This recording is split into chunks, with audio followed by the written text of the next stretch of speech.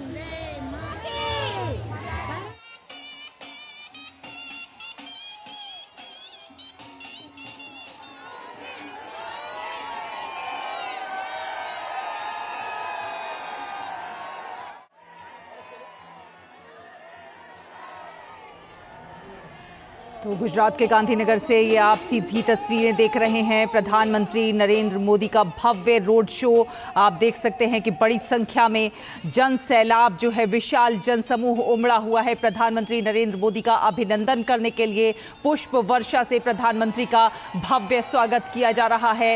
Road के दोनों ओर विशाल जनसमूह देखने को मिल रहा है जो हाथ हिलाकर प्रधानमंत्री का अभिवादन कर रहे हैं। तो नृत्य की भी आप झलकियां देख सकते हैं। नाच कर गाकर प्रधानमंत्री नरेंद्र मोदी का अभिवादन, हाथों में तिरंगा लहराते हुए प्रधानमंत्री नरेंद्र मोदी का अभिवादन, कहीं ना कहीं ये दिखाने की कोशिश कि देश एक है और देश प्रेम से ओतप्रोत तिरंगे को लहराते हुए प्रधानमंत्री नरेंद्र मोदी का अभिवादन करते हुए। और आप देख सकते हैं कि प्रधानमंत्री भी हाथ हिलाकर सभी का अभिवादन स्वीकार कर रहे हैं। बड़ी संख्या में जनसैलाब उमड़ा है अपने प्रिय प्रधानमंत्री की एक झलक पाने के लिए। नीरज सिंह हमारे साथ, हमारे सहयोगी फोन लाइन पर जुड़े हुए हैं। नीरज, विशाल जनसमूह सड़क के दोनों ओर हम देख रहे हैं, प्रधानमंत्री का हाथ हिलाकर अभिवादन कर रहे हैं। तो संगीत और नृत्य की झलकियां भी यहां पर देखने को मिल रही हैं। देखिए, बिल्कुल गुजरात की झलक भी शैला दिखाई दे रही है और आप देखें कि लोगों का जो गर्व अपने प्रधानमंत्री के ऊपर है वो भी दिखाई दे रहा है कि जिस तरीके से प्रधानमंत्री ने जो सिंदूर ऑपरेशन किया और हमारी जो बहनें जिनको आतंकवादियों ने उनके पतियों की, उनके भाइयों की हत्या उनके सामने की थी, कि किस तरीके से हमारी भारतीय सेना ने बदला लिया और प्रधानमंत्री ने जिस तरीके से छूट दी भारतीय सेना को, तो ये गर्व का पल है। और गुजरात के लोग जानते हैं कि प्रधानमंत्री जब ये कहते हैं कि उनको मिट्टी में मिला दिया जाएगा, इसका मतलब है कि प्रधानमंत्री उसको करके रहेंगे, क्योंकि प्रधानमंत्री का सिर्फ कहना नहीं होता है। प्रधानमंत्री आप देखें कि देश भर के अंदर जितने भी कार्यों की प्रधानमंत्री घोषणा करते हैं उन कार्यों को पूरा करते हैं। और बिहार की रैली से जब प्रधानमंत्री ने घोषणा की थी कि इन आतंकवादियों को मिट्टी में मिला दिया जाएगा जिन्होंने ये कारतापूर्ण हरकत की है, तो आप देखें कि सिर्फ गांधीनगर ही ना देखें शैला, इससे पहले अहमदाबाद में भी प्रधानमंत्री आए थे। विशाल जो जनसमूह है वो उमड़ा था प्रधानमंत्री को देखने के लिए, प्रधानमंत्री का स्वागत करने के लिए। इसके साथ साथ ही आप देखें कि जिस तरीके से बड़ौदा पीएम पहुंचे थे, दाहोद पहुंचे थे, भुज पहुंचे थे, तो जिस तरीके का जो स्वागत प्रधानमंत्री को देखने को मिला था वो अद्भुत था और ये बताता था कि यहाँ के जो लोग हैं कितना गर्व करते हैं अपने प्रधानमंत्री के ऊपर। और जो तख्तियां लहर रही थी वो बता रही थी कि हमें अपने प्रधानमंत्री पर गर्व है, हम अपने प्रधानमंत्री का अभिनंदन करते हैं। बिल्कुल, और यही कारण है नीरज की देखिए कुछ हमें इसमें बच्चियां इस भीड़ में वो भी दिख रही हैं जो सेना की पोशाक पहनकर आई हैं और उसी रूप में उसी तरह से खड़ी हुई हैं। वो ये दर्शाता है कि अपनी सेना पर, अपने प्रधानमंत्री पर जो गौरवान्वित जो महसूस कर रहे हैं। देखिए, बिल्कुल आप देखें कि सेना को जिस तरीके से खुली छूट प्रधानमंत्री के द्वारा दी गई, आप देखें कि मेक इन इंडिया के तहत जिस तरीके से सैन्य साजो सामान साथ में सहृदय स्वागत है श्री आचार्य देवव्रत जी का, माननीय राज्यपाल महोदय, श्री भूपेंद्र भाई पटेल जी का, माननीय मुख्यमंत्री Shri Manohar Lal ji, honourable union minister of power, housing and urban affairs, government of India, Shri C.R. Patil ji, Honorable Union Minister of Jal Shakti, Government of India, Honorable Cabinet Ministers of Gujarat, Honorable Ministers of State, Honorable Mayors, Deputy Mayors, Standing Committee Chairmen, Nagar Palika Pramukh and other office bearers who have travelled from across the state to spend this glorious day with us. आइए मंचस्थ विराजमान सभी महानुभाव का एक बार फिर से तिरंगा लहराकर तालियों की गूंज के साथ और भारत माता की जय से स्वागत करें। भारत माता की बहुत बहुत धन्यवाद। आप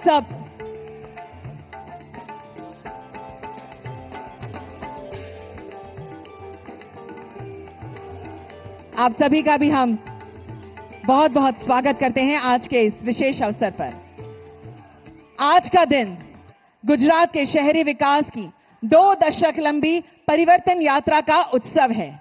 वह यात्रा जिसने स्वप्नों को साकार किया और विकास को जन जन तक पहुंचाया। गुजरात अर्बन डेवलपमेंट ईयर 2025 न केवल इस अभूतपूर्व बदलाव की स्वीकृति है, बल्कि एक नया संकल्प भी है कि अब हम और आगे बढ़ेंगे और भी बेहतर करेंगे। गुजरात की विकास यात्रा के इस महत्वपूर्ण अवसर पर हमारे बीच उपस्थित होने हेतु माननीय प्रधानमंत्री जी का स्वागत करने हम अति उत्सुक हैं। सर्वप्रथम विनम्र निवेदन है माननीय राज्यपाल महोदय जी को, श्री आचार्य देवव्रत जी को, कि वे शॉल से माननीय प्रधानमंत्री जी का स्वागत करें।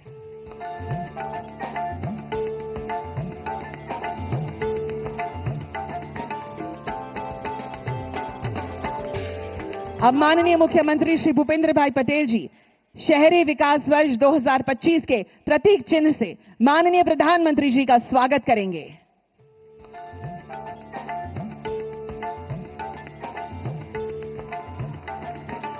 अब माननीय केंद्रीय ऊर्जा, आवासन एवं शहरी कार्य मंत्री श्री मनोहर लाल जी शॉल से माननीय प्रधानमंत्री जी का स्वागत करेंगे।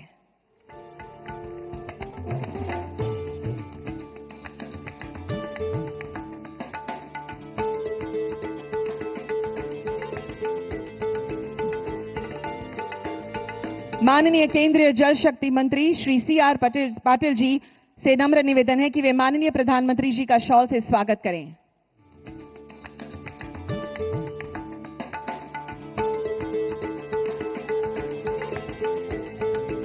माननीय प्रधानमंत्री जी का स्वागत करेंगे राज्य के माननीय कैबिनेट मंत्रीगण, माननीय मंत्रीगण और माननीय मेयर गांधीनगर।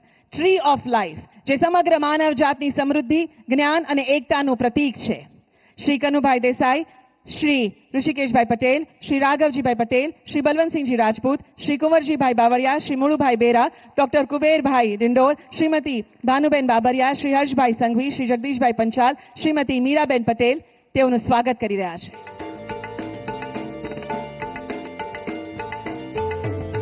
अब आमंत्रित करते हैं भाजपा के स्थानीय पदाधिकारीगण कि वे माननीय प्रधानमंत्री जी का ब्रह्मोस के प्रतिकृति से स्वागत करें। भारतीय सेना शक्ति और आत्मनिर्भर रक्षा क्षमताओं का गौरव ब्रह्मोस से माननीय प्रधानमंत्री जी का स्वागत हो रहा है।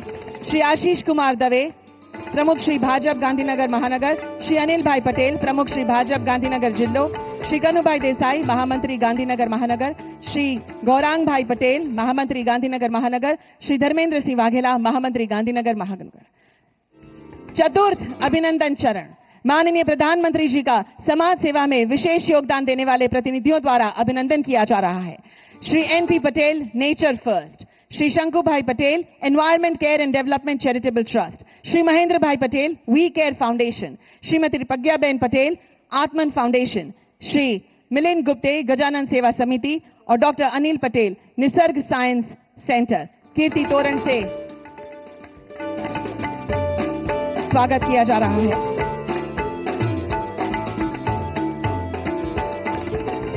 सभी का बहुत बहुत धन्यवाद। गुजरात की शहरी विकास यात्रा के इस ऐतिहासिक अध्याय में अब स्वागत भाषण के लिए आमंत्रित करते हैं भारत सरकार के माननीय ऊर्जा, आवासन एवं शहरी कार्य मंत्री श्री मनोहर लाल जी को। स्वागत है सर।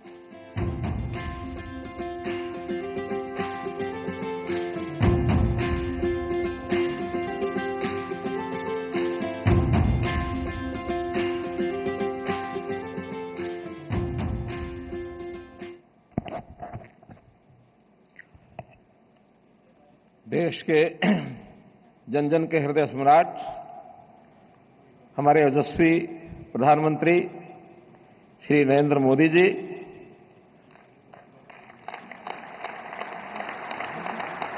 माननीय राज्यपाल श्री आचार्य देवव्रत जी, गुजरात के मुख्यमंत्री श्री भूपेंद्र भाई पटेल जी, केंद्रीय मंत्रिपरिषद में मेरे सहयोगी श्री सी.आर. पाटिल जी, मंच पर विराजमान गुजरात मंत्रिमंडल के सभी हमारे मंत्रीगण, सभी महानुभाव, महापौर महोदया और यहां उपस्थित गुजरात के कोने कोने से आए हुए सभी मेरे परिवारजनों के साथियों, भाइयों बहनों, आज जैसा हम महात्मा मंदिर गांधीनगर की इस ऐतिहासिक धरती पर आज इस कार्यक्रम में उपस्थित हुए हैं और यहां शहरी विकास के बहुत से कामों का शिलान्यास और उद्घाटन माननीय प्रधानमंत्री जी के हाथों ये हो रहा है, अपने आप में ये गुजरात के विकास की एक परिभाषा है। भाइयों बहनों, किसी भी प्रदेश अथवा देश की खुशहाली वहां के भौतिक विकास और वहां के लोगों के रहन सहन के जीवन की प्रणाली से ही प्रतीत होता है। पिछले 11 वर्षों में अपने देश के प्रधानमंत्री जी के नेतृत्व में विकास की बहार बही है, विकास की गंगा बही है और मैं समझता हूं ये गति इन 11 वर्षों से पहले देश में कभी विकास की नहीं रही है और उसमें भी विशेष तौर पर शहरी विकास का अपने आप में महत्व है और उसका विशेष कारण यही है कि देश की आबादी अब धीरे धीरे शहरी एक प्रकार से शहरीकरण होता जा रहा है। बहुत सी आबादी गांव से शहरों की तरफ बढ़ रही है, शहरों का अपने आप में फैलाव हो रहा है, नए शहर ये भी बनाए जा रहे हैं, पुराने शहरों का पुनरुद्धार की आवश्यकता है, नए शहरों में सभी आवश्यकताएं ये अपने को पूरी करनी है। 2047 तक अपने देश की लगभग 50% आबादी अर्थात 87 करोड़ के आसपास आबादी होने का अनुमान है। तो इसलिए अपने आप में शहरी विकास की ओर हम सब का ध्यान जाना चाहिए। हम सब आपके नेतृत्व में पहले जो गली और नाली तक के विकास की बात वहीं तक हम सीमित रहते थे, लेकिन उससे आगे बढ़ करके आपके नेतृत्व में शहरों का जीवंत, स्वाभिमानी और सम्मानजनक जीवन शैली का एक विकास का केंद्र हमारे शहर बने, इस ओर हम प्रयत्न कर रहे हैं। प्रधानमंत्री जी, आपने अनेक आयाम शहरी विकास के खड़े किए हैं पिछले सालों में, जिसके अंदर PMAY शहरी है, अमृत योजना है, स्वच्छ भारत मिशन है और इसी प्रकार मेट्रो, जो बड़े शहर हैं, खास करके 25 लाख से ऊपर की आबादी के मेट्रो, वहां जाल फैलाया जाए। और मुझे आपको बताते हुए खुशी हो रही है कि आज मेट्रो का विस्तार बहुत तेजी से हो रहा है। हमने 1000 किलोमीटर से ज्यादा और सब शहरों में इस मेट्रो का परिचालन ये शुरू करवाया है। दुनिया में तीसरे नंबर पर हम हैं। पहले स्थान पर चाइना, दूसरे स्थान पर यूएसए और तीसरा अगर नंबर आता है तो भारतवर्ष का आता है। लगभग 950 किलोमीटर मेट्रो लाइनें और पाइपलाइन में हैं और आने वाले 2 या 3 वर्षों में हम अमेरिका को भी पछाड़ करके दुनिया में दूसरे स्थान पर पहुंचेंगे। मेट्रो के साथ साथ ई मोबिलिटी, ई बस सेवा, ई वाहन, और वो भी विशेष तौर पर आज जब प्रदूषण से शहर भर रहे हैं तो प्रदूषण को समाप्त करने के लिए ई मोबिलिटी का अपने आप में एक स्थान बना है। ये काम भी बहुत जोरों पर चल रहा है।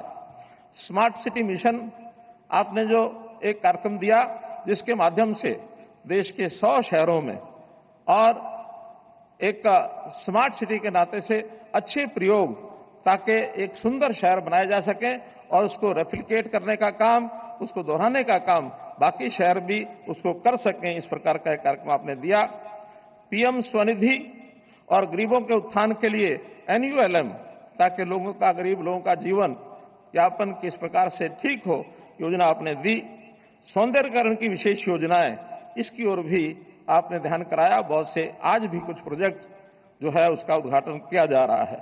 रूरबन एरिया डेवलपमेंट की जो स्कीम्स हैं, अर्बन चैलेंज फंड है, urban area, rurban area infrastructure development fund, इस प्रकार के जो काम हैं वो आपके स्कीम से और हम सब पूरे देश में कर रहे हैं, जिससे शहरी विकास अपने आप में आगे बढ़ रहा है। आज साथियों, आपको याद होगा कि 20 वर्ष पूर्व यहीं पर माननीय प्रधानमंत्री जब गुजरात के मुख्यमंत्री थे, 2005 को गुजरात में शहरी विकास वर्ष ये घोषित किया था और उसी संदर्भ में 20 साल के बाद इस वर्ष को फिर से शहरी विकास वर्ष ये गुजरात में घोषित किया गया है। और उस दिन से लेकर अभी तक जो आधुनिक गुजरात की दिशा में हम आगे बढ़ रहे हैं और भी आगे बढ़ेंगे, तो गुजरात इस विकास का सारे देश को एक रास्ता दिखा रहा है, एक मॉडल इसके माध्यम से हुआ है। इसी प्रकार से आगे बढ़ते हुए शहरीकरण को नया बल देने के उद्देश्य से आज भी बहुत सी योजनाओं का जो उद्घाटन हो रहा है, लगभग 5,536 करोड़ रुपए की योजनाएं प्रधानमंत्री जी के हाथों से आज लोकार्पण और शिलान्यास होगा। इसमें मुख्य जो कार्यक्रम है, प्रधानमंत्री आवास योजना के अंतर्गत 22,000 से अधिक आवास इकाइयां ये आज लोकार्पण किया जा रहा है, जिसमें 1,000 करोड़ रुपए की लागत आएगी। सूरत में कांकरा खाड़ी रिवर बैंक पर अनुपयोगी भूमि को परिवर्तित कर बनाए गए बायोडायवर्सिटी पार्क का लोकार्पण भी आज किया जा रहा है। इसी प्रकार से 1447 करोड़ रुपए की योजनाएं, विभिन्न योजनाएं जामनगर, सूरत, अहमदाबाद, गांधीनगर, जूनागढ़, ये कार्यक्रम भी आज लोकार्पण के लिए किए जा रहे हैं। नगरीय विकास से संबंधी 1347 करोड़ रुपए की अहमदाबाद में साबरमती रिवर फ्रंट फेज 3 का विकास, ये भी आज जो है उसमें शामिल है। इसी प्रकार जल संसाधन विभाग की योजनाएं भी 1860 करोड़ रुपए की, जिसमें बनासकांठा से धाड़ धानेरा पाइपलाइन, जिसका 888 करोड़ रुपए की लागत एक ही योजना की है। इसी प्रकार देवदर लख पाइपलाइन, इसका भी आज जो है लोकार्पण ये किया जा रहा है। अहमदाबाद में आईपीडी ब्लॉक और ओपीडी सेवाओं का शिलान्यास, इसको भी आज किया जा रहा है। 1800 बिस्तर की सुविधा होगी। 500 बिस्तरों वाला संक्रामक रोग अस्पताल भी इसमें शामिल है। इसी प्रकार स्वर्णिम जयंती मुख्यमंत्री शहरी विकास योजना के अंतर्गत आज 3300 करोड़ रुपए के 17 नगर निगमों और 149 नगर पालिकाओं को चेक वितरण किए जाएंगे, ताकि उनकी शक्ति भी बढ़ाई जा सके। माननीय प्रधानमंत्री जी, आपके विकसित भारत 2047 के विजन को सपने को पूरा करने और विकसित भारत के विकसित शहरों के निर्माण में भागीदारी करने के लिए आज हर राज्य में स्थानीय निकायों को सशक्त किया जा रहा है। बहुत शहरों के अंदर उनके विकास के लिए नगर विकास प्राधिकरण बनाए जा रहे हैं। यूएलबी, जिनमें मुख्यालय वाले नगर भी शामिल हैं, क्लास ए यूएलबी का दर्जा दिया गया है, ताकि नागरिकों को बेहतर सेवाएं, आधुनिक संरचना और बेहतर स्वास्थ्य मिल सके। स्वच्छ सर्वेक्षण 2023 में मुझे बताते हुए खुशी भी हो रही है, आपको सबको मालूम भी है कि सूरत देश का सबसे स्वच्छ शहर ये बना और 7 स्टार रेटिंग उसको प्राप्त हुई। पीएम स्वनिधि योजना में भी अहमदाबाद ने देश भर में दूसरा स्थान हासिल किया। ये उपलब्धियां गुजरात की समावेशी और शहरी विकास की प्रतिबद्धता का प्रमाण हैं। प्रधानमंत्री जी के नेतृत्व में स्मार्ट सिटी मिशन के अंतर्गत अहमदाबाद, सूरत, वडोदरा, राजकोट, गांधीनगर और दाहोद में 11,500 करोड़ रुपए की 354 परियोजनाओं ये स्वीकृत की गई, वो जो लगभग पूरी हो चुकी हैं। इसके अलावा हमारे शहरों को आपस में जोड़ने वाली और विकास को बुलेट की रफ्तार देने वाली देश की पहली बुलेट ट्रेन ने भी गुजरात को शहरी परिवहन क्षेत्र में अग्रणी राज्य बना दिया है। साथियों, ये सब माननीय प्रधानमंत्री जी की दूरदर्शिता का परिणाम है कि 2 दशक पहले जो काम शुरू किए थे, आज गुजरात की गली मोहल्ले से लेकर नगर, शहर और सबकी विकास यात्रा का साक्षी आज हम बने हैं। इसकी शुरुआत प्रधानमंत्री जी ने की। आपका बहुत बहुत मैं आभार प्रकट करता हूं। मैं आज माननीय प्रधानमंत्री जी आपको विश्वास दिलाता हूं कि विकसित भारत के नक्शे पर नजर आने वाले हमारे शहर भी हर तरह से आधुनिक, विकसित और समृद्ध होंगे और उन्हें विकसित करने की दिशा में हम दिन रात लगे रहेंगे। आज इस मंच से जिन परियोजनाओं का लोकार्पण और शिलान्यास आप कर रहे हैं, वे केवल इमारतें नहीं बल्कि विकसित और समावेशी गुजरात और भारत के निर्माण की नींव हैं। मैं इसके लिए पुनः आपका बहुत बहुत धन्यवाद करता हूं, आभार व्यक्त करता हूं। बहुत बहुत धन्यवाद। माननीय मंत्री महोदय, आपके दिशा सूचक विचारों के लिए हम भी आपका बहुत बहुत धन्यवाद करते हैं। गुजरात की शहरी विकास यात्रा केवल आंकड़ों की कहानी नहीं बल्कि दूरदृष्टि, प्रतिबद्धता और नवाचार की मिसाल रही है। एक ऐसी प्रेरक गाथा जो आज पूरे देश के लिए एक आदर्श बन चुकी है।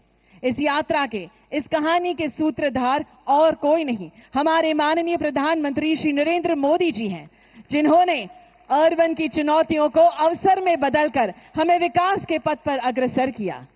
अब प्रस्तुत है एक संक्षिप्त लेकिन सशक्त फिल्म 2005 से 2025 तक की उस परिवर्तनकारी यात्रा की झलक, जिसने गुजरात के शहरी परिदृश्य को एक नई पहचान दी है। यह 20 वर्षों की वो कहानी है जहां शहरों के साथ साथ आशाओं की बुनियाद भी रखी गई थी। आइए देखते हैं यह प्रभावशाली film. Just close your eyes and imagine. विकास, ये शब्द सुनते ही आपको कौन सा चेहरा दिखता है? Clean India, make in India, fit India सुनते ही आप किस एक चेहरे को इमेजिन करते हैं? यकीनन उसी व्यक्ति को जो पिछले 2 दशकों में दूरदर्शी विकास का प्रेरक बना, जिसने देश को कई सारे फर्स्ट, बिगेस्ट, टॉलेस्ट, लार्जेस्ट दिए, जिसने गुजरात की काया बदली। और वे हैं हमारे गुजरात का गर्व, नरेंद्र दामोदर दास मोदी। हमारे मोदी जी ने आपदा को अवसर में और चैलेंजेस को विकास के चैनल्स में बदला।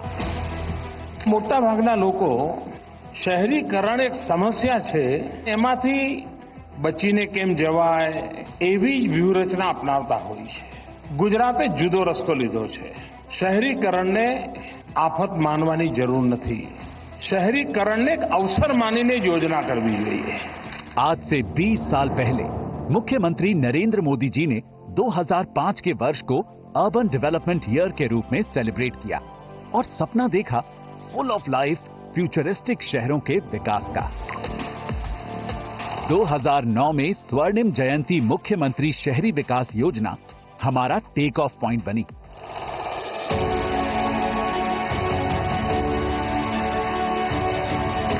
मेरे जैसे 90s किड्स ने देखा है लास्ट 20 इयर्स में नजारों को और नजरियों को बदलते हुए।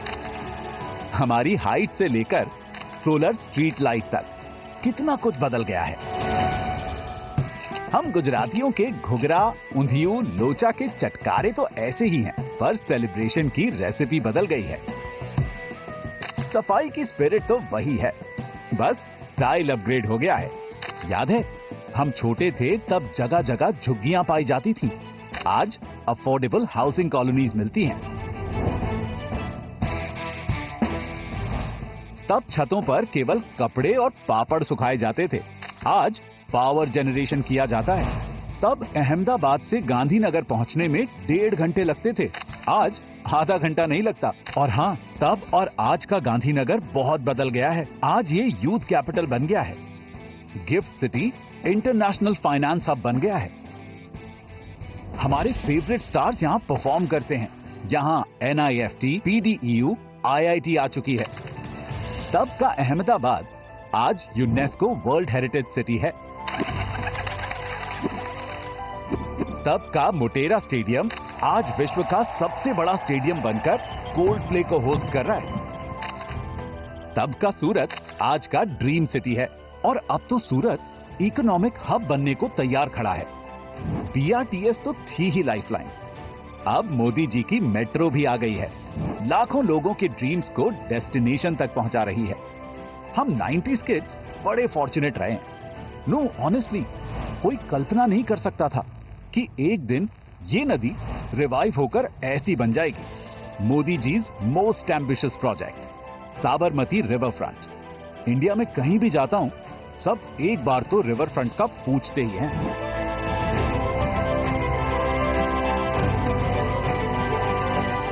रिवर फ्रंट के सेकंड फेज की सक्सेस तो हमारे सामने है। अब फेज 3 का काम भी शुरू होने जा रहा है। ये पूरा होते ही अहमदाबाद से गांधीनगर तक साबरमती वाइब्रेंट, विवेशियस होगी। Wow, I am feeling nostalgic and futuristic together.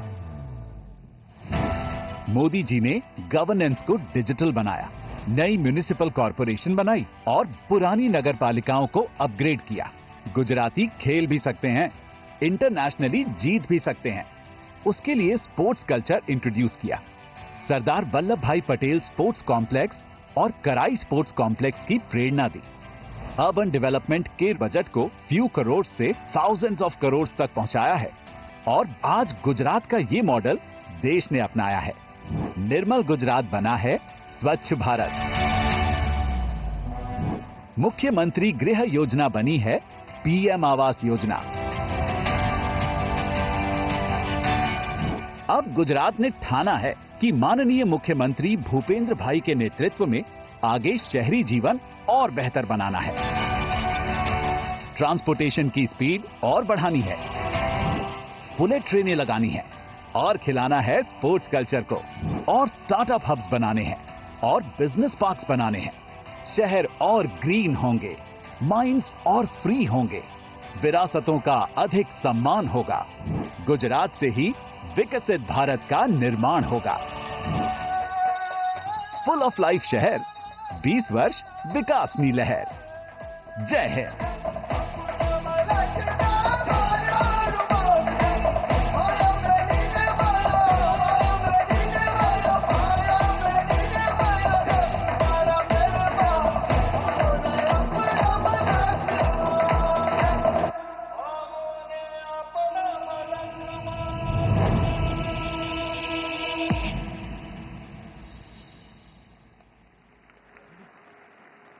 धन्यवाद माननीय प्रधानमंत्री जी, 20 वर्षों के आपके प्रत्येक मार्गदर्शन एवं सशक्त नेतृत्व के लिए।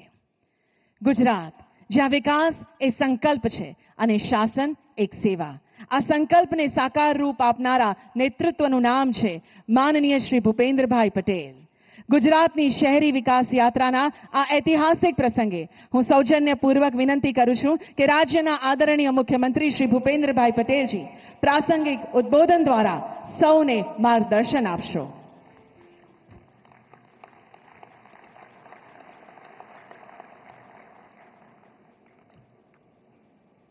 શહેરી વિકાસના 20 વર્ષની ઉજવણી અને ગુજરાત શહેરી વિકાસ વર્ષ 2025ના શુભારંભ પ્રસંગે આપણી સૌની સાથે મંચ ઉપર ઉપસ્થિત આપણા સૌનું ગૌરવ વડાપ્રધાન શ્રી નરેન્દ્રભાઈ મોદી સાહેબ, માન્ય રાજ્યપાલ શ્રી આચાર્ય દેવવ્રતજી, કેન્દ્રીય મંત્રી અને પ્રદેશ અધ્યક્ષ શ્રી CR પાટીલજી, કેન્દ્રીય મંત્રી શ્રી મનોહરલાલજી ખટ્ટર, મારા મંત્રીમંડળના સાથી શ્રી કનુભાઈ દેસાઈ, શ્રી ઋષિકેશભાઈ પટેલ, શ્રી રાઘવજીભાઈ પટેલ, શ્રી બળવંતસિંહ રાજપૂત, શ્રી કુંવરજીભાઈ બાવળિયા, શ્રી મુળુભાઈ બેરા, શ્રી કુબેરભાઈ ડિંડોર, શ્રીમતી ભાનુબેન બાબરિયા, શ્રી હર્ષભાઈ સંઘવી, શ્રી જગદીશભાઈ વિશ્વકર્મા, ગાંધીનગરના મેયર શ્રીમતી મીરાબેન પટેલ, ઉપસ્થિત સૌ સાંસદશ્રીઓ, ધારાસભ્યશ્રીઓ, ઉપસ્થિત સૌ પદાધિકારી, ભાઈઓ બહેનો, પ્રેસ મીડિયાના મિત્રો, સૌને મારા નમસ્કાર. ઓપરેશન સિંદૂરની જ્વલંત સફળતા પછી પહેલીવાર ગુજરાત પધારેલા વિશ્વ નેતા અને યશસ્વી વડાપ્રધાન શ્રી નરેન્દ્રભાઈ મોદી સાહેબ તથા દેશના સેનાના સૌ જવાનોને આ ઓપરેશનની સફળતા માટે આપણા સૌ વતી ગુજરાત વતી ખૂબ ખૂબ અભિનંદન પાઠવું છું. આપ સૌ પણ તિરંગાથી અભિનંદન પાઠવી શકો છો.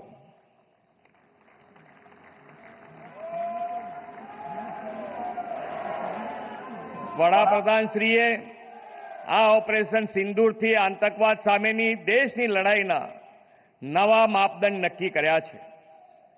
વિકાસની રાજનીતિના પ્રણેતા આદરણીય શ્રી નરેન્દ્રભાઈએ વિકાસ માટે સુરક્ષા અને સમૃદ્ધિ બેયને મહત્વ આપ્યું છે.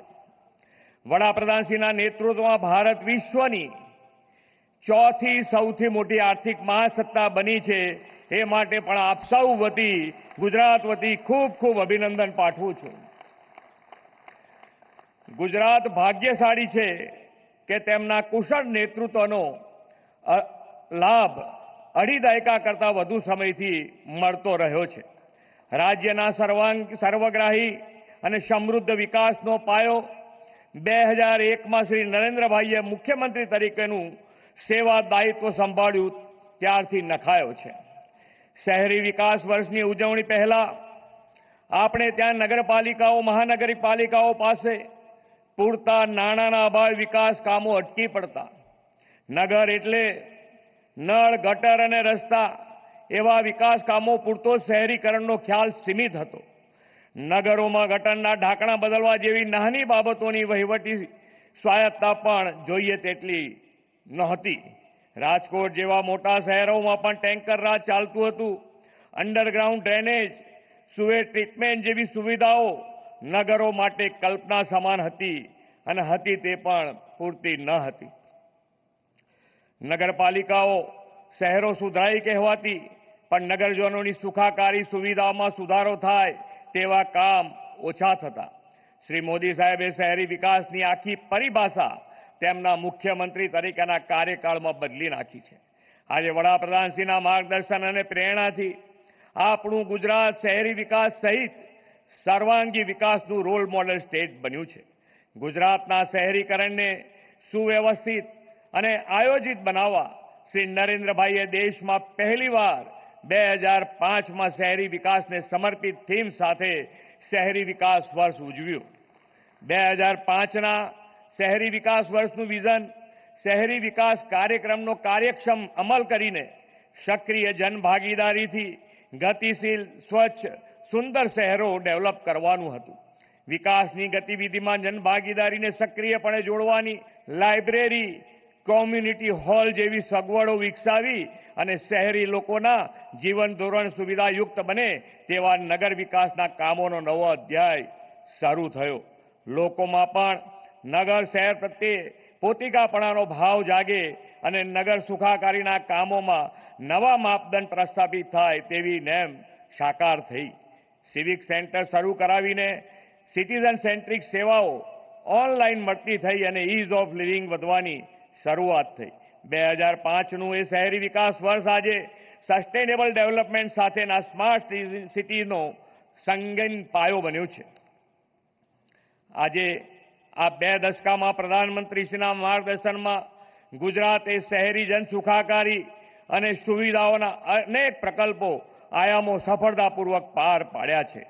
પહેલા શહેરી વિકાસના બજેટ માત્ર 3 આંકડામાં બનતા અને તેને આ શહેરી વિકાસને સમર્પિત યોજનાથી ક્રમશઃ વધાર્યું. વડાપ્રધાનશ્રીના માર્ગદર્શનમાં આપણે આ વર્ષે 30,000 કરોડથી વધુ રકમનું બજેટ શહેરી વિકાસ માટે ફાળવ્યું છે. વડાપ્રધાનશ્રીના વિઝનથી આકાર પામેલા gift city, dream city, Sabarmati riverfront, BRTS, metro સહિત શહેરોને આગવી ઓળખ અપાવતા આઇકોનિક પ્રોજેક્ટ ગુજરાતના આધુનિક શહેરીકરણની ઓળખ બની ગયા છે. વડાપ્રધાનશ્રી તરીકેનું શાસન દાયિત્વ સંભાળ્યું ત્યારથી આદરણીય શ્રી મોદી સાહેબે દેશના શહેરી ક્ષેત્રોની કાયાપલટ કરવાનો યજ્ઞ આદર્યો છે. ગુજરાતને તો ડબલ એન્જિન સરકારના બેવડા લાભ શહેરી વિકાસના કામો માટે પણ મળ્યા છે. નાના નગરોના વિકાસ માટે વડાપ્રધાનશ્રીએ શરૂ કરાવેલા અમૃત યોજનામાં ગુજરાતને અત્યાર સુધી 3600 કરોડ રૂપિયા અને સ્માર્ટ સિટી અંતર્ગત 6 શહેરોમાં 1753 કરોડ રૂપિયા મળ્યા છે. પ્રધાનમંત્રી આવાસ યોજનામાં શહેરી ક્ષેત્રમાં 9.66 લાખ જેટલા આવાસો મંજૂર થયા છે અને 9 લાખ જેટલા પરિપૂર્ણ પણ થઈ ગયા છે. 2025ના શહેરી વિકાસ વર્ષમાં આદરણીય વડાપ્રધાનશ્રીના માર્ગદર્શનમાં લોકોના હેપીનેસ ઇન્ડેક્સને ઊંચો લઈ જઈ અર્નિંગ વેલ, લિવિંગ વેલને પ્રોત્સાહન આપવું છે. આ ઉપરાંત 5,536 કરોડ રૂપિયાના 27 જેટલા વિકાસ કામોની ભેટ પણ તેમના વરદ હસ્તે આપણને મળવાની છે. વડાપ્રધાન શ્રી નરેન્દ્રભાઈ મોદીના નેતૃત્વમાં આ અમૃતકાળ દેશના વિકાસ માટેનો અમૃતકાળ છે. આ અમૃતકાળમાં વિકસિત ભારત 2047 માટે વિકસિત ગુજરાતનું નિર્માણ કરવું છે. આપણા નગરો હરિયાળા અને સ્વચ્છ બને, સસ્ટેનેબલ ડેવલપમેન્ટ સાથે સ્માર્ટ સિટીઝ બને તેવા નિર્ધાર આ શહેરી વિકાસ વર્ષમાં સૌ સાથે મળીને પાર પાડીશું તેવો વિશ્વાસ વડાપ્રધાનશ્રીને આપીને વિરમું છું. ભારત માતા કી જય. વંદે માતરમ. જય જય ગરવી ગુજરાત. માનનીય મુખ્યમંત્રી શ્રી, આપનો હૃદયથી આભાર માનીએ છીએ. આપના પ્રેરણાદાયક સંબોધને विकास यात्रा में नवी ऊर्जा ने दृढ़ता आपी है. आज का यह विशेष क्षण है गुजरात की शहरी विकास गाथा में एक स्वर्णिम अध्याय के आरंभ का, जिसकी नींव माननीय प्रधानमंत्री श्री नरेंद्र मोदी जी के यशस्वी नेतृत्व में रखी गई थी. और आज उन्हीं शुभ कर कमलों से हो रहा है अर्बन डेवलपमेंट ईयर 2025 का भव्य शुभारंभ.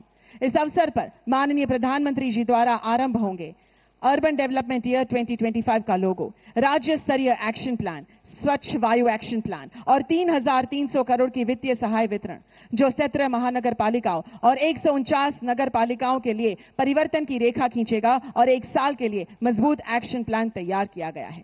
साथ ही आज लोकार्पित हो रहे हैं साबरमती रिवरफ्रंट फेज 3, नदी और नगर के रिश्ते को नया जीवन देता हुआ. शुरू होने जा रही आधुनिक तकनीक, अनुभवी विशेषज्ञ, उन्नत इलाज की सुविधा गांधीनगर की UN Mehta institute of cardiology and research centre. प्रधानमंत्री आवास योजना के अंतर्गत बनकर तैयार हुए 22,000 से अधिक नवनिर्मित गृह. ये सिर्फ ईंट पत्थर के मकान नहीं, बल्कि हजारों परिवारों, विशेषकर हमारी माताओं बहनों के सपनों के घर हैं, जहां आशाएं बसेंगी और आत्मसम्मान के दीप जलेंगे. सदैव जनसेवा और जल सेवा को प्राथमिकता देने वाले माननीय प्रधानमंत्री जी आज थराद धानेरा दियोदर लाखाणी पाइपलाइन और अमृत 2.0 अंतर्गत बोटाद, खेड़ा, महमदाबाद, धंधुका, नडियाद, हिरपुरा बैरेज का खातमुहूर्त एवं लोकार्पण करेंगे.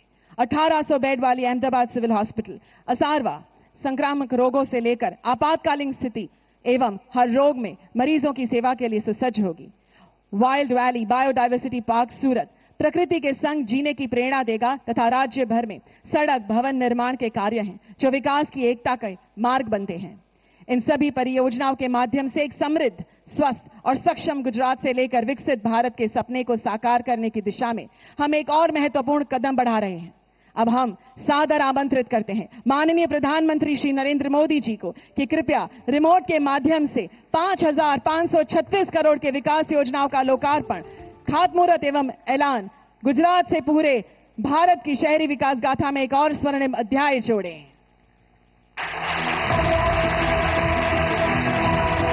2005 થી 2025 આ 2 દાયકામાં ગુજરાતે શહેરી વિકાસને આપ્યા ઐતિહાસિક સ્પીડ, સ્કેલ અને પરિણામ. એટલે જ તો આજે 20 વર્ષ પછી ગર્વથી આપણે ઉજવવા જઈ રહ્યા છીએ 20 વર્ષ શહેરી વિકાસના. આવો આ ઐતિહાસિક ઘડીના સાક્ષી બનીએ. આપણા લોકલાડીલા વડાપ્રધાન શ્રી નરેન્દ્રભાઈ મોદી કરવા જઈ રહ્યા છે શહેરી વિકાસની નવી યાત્રાનો શુભારંભ અને કરી રહ્યા છે 2025ને શહેરી વિકાસ વર્ષ રૂપે ઘોષિત. આવો માનનીય મુખ્યમંત્રી શ્રી ભૂપેન્દ્રભાઈ પટેલના નેતૃત્વમાં સ્વાગત કરીએ શહેરી વિકાસ વર્ષ 2025નું.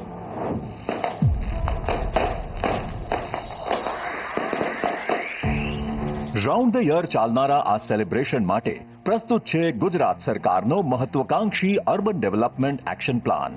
આ પ્લાન 6 પિલ્લર પર આધારિત છે. સૌથી પહેલા પિલ્લરનું લક્ષ્ય છે ઉત્કૃષ્ટ સેવાઓ પ્રદાન કરવી, જે હેઠળ શહેરોમાં પાણી, ડ્રેનેજ અને આરોગ્યની તમામ સુવિધાઓ સુદૃઢ કરાશે. સાથે સસ્ટેનેબલ ઇન્ફ્રાસ્ટ્રક્ચરનું નિર્માણ થશે. હેરિટેજ વારસાને કેન્દ્રમાં રાખીને અર્નિંગ વેલ લિવિંગ વેલનો મંત્ર સાકાર થતો દેખાશે. દ્વિતીય પિલરનું લક્ષ્ય છે નાગરિકોની સક્રિય ભાગીદારી, જે હેઠળ શહેરોમાં સિટી ટુરિઝમ સેલ સ્થાપિત થશે. સ્પોર્ટ્સ ઇન્ફ્રાસ્ટ્રક્ચર, યોગ સેન્ટર અને બગીચાઓની સંખ્યા વધશે. સો ગુડ લાઈફ ગુડ વાઇબ. તૃતીય પિલરનો ગોલ છે ઉત્તમ શાસન વ્યવસ્થા, જે હેઠળ આપણા શહેરોમાં સેન્ટર ઓફ એક્સેલન્સ બનશે. સિટી સિવિક સેન્ટર્સ વધશે. કાયદા અને નિયમોમાં પોઝિટિવ ચેન્જીસ આપણે જોઈ શકીશું. ઈ-નગર 2.0 અને ODPS 3.0 જેવા સિટીઝન ફ્રેન્ડલી પોર્ટલ્સ વધારે બેટર બનશે.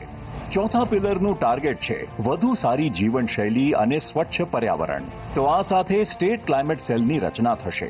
સોલાર પ્રોજેક્ટ્સનો વ્યાપ વધશે, પ્રદૂષણ ઘટશે. પાંચમો અને છઠ્ઠો પિલર વધુ સારી પરિવહન સુવિધા, આવાસ અને આજીવિકાને પ્રોત્સાહન આપશે. ટોપ ક્લાસ ટ્રાન્સપોર્ટ સુવિધાઓ, અફોર્ડેબલ હાઉસિંગ, રોજગારી, કો-વર્કિંગ સ્પેસ, સ્થાનિક ફેરિયાઓના ઉત્થાન અને મિડલ ક્લાસ પરિવારો માટે અનેકવિધ સુવિધાઓ અવેલેબલ બનશે. આ 6 સ્તંભના આધારે ભવિષ્યની ઇમારત ઘડવા માટે રેડી છે રાજ્યની 17 મહાનગરપાલિકાઓ અને 149 નગરપાલિકાઓનો ગુજરાત સ્ટેટ એક્શન પ્લાન. આ સાથે જ ગ્રીન અને ક્લીન શહેરોના નિર્માણ માટે તૈયાર છે Gujarat state clean air programme. આ તમામ સંકલ્પને સિદ્ધિ સુધી પહોંચાડવા માટેનું ફ્યુઅલ બનશે વિરાટ કાય ફંડ. છેલ્લા 20 વર્ષમાં રાજ્યના શહેરી વિકાસના બજેટમાં 45 ગણાનો વધારો થયો છે અને આ વર્ષે ફાળવણી થઈ છે ₹30,325 કરોડના જંગી બજેટની. એટલે જ તો આજથી જ ધમધોકાર શરૂ થઈ રહ્યા છે લોકાર્પણ અને ખાતમુહૂર્ત, અને માનનીય મોદીજી દ્વારા થઈ રહ્યું છે ડિજિટલ તખ્તીઓનું અનાવરણ.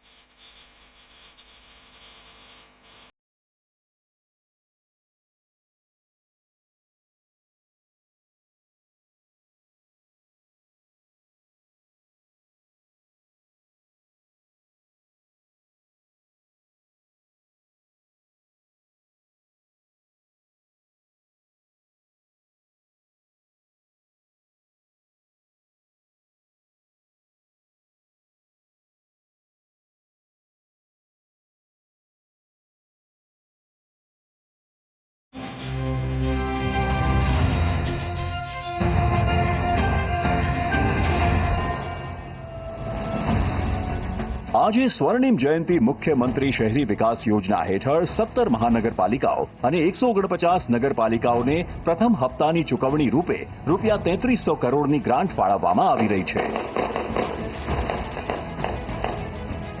આજે ગુજરાતીઓની ફેવરેટ ડેસ્ટિનેશન સાબરમતી રિવરફ્રન્ટને પણ નવી ઊંચાઈ, નવી લંબાઈ, નવી બ્યુટી, નવી સેરેનિટી મળવાની છે.